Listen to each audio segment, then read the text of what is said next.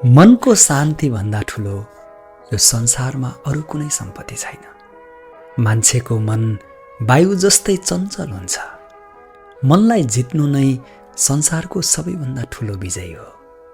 तनको सुन्दरताले मनलाई आकर्षित गर्छ, तर स्वभावको सुन्दरताले हृदयलाई आकर्षित गर्छ।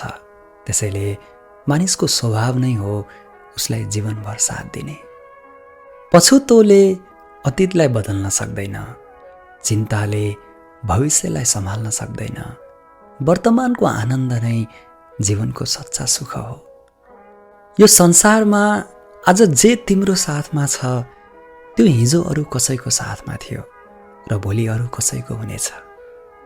कर्म नै तपाईको पहिचान हो, नत्र एकै नामका मानिस हजारौं हुन्छन्। समय मान्छेले बनाएको बाटोमा हिँड्दैन, मान्छेले समयले देखाएको बाटोमा हिँड्न पर्छ। तपाईं स्वयं आफैलाई असल बनाउनुहोस्, दुनियाँमा एक खराब मान्छे कम हुनेछ। जो हुनेवाला छ त्यो भएरै छाड्नेछ र जो हुनेवाला छैन त्यो कहिल्यै हुने छैन। मान्छे सारा संसारलाई जाने पनि ऊ आफू स्वयंलाई जानेको छैन भने ऊ अज्ञानी हो। र मान्छे यसकारण दुखी छैन कि ऊ भगवानलाई मान्दैन, मान्छे यसकारण दुखी छ कि उसले भगवानले भनेको मान्दैन। राधे राधे।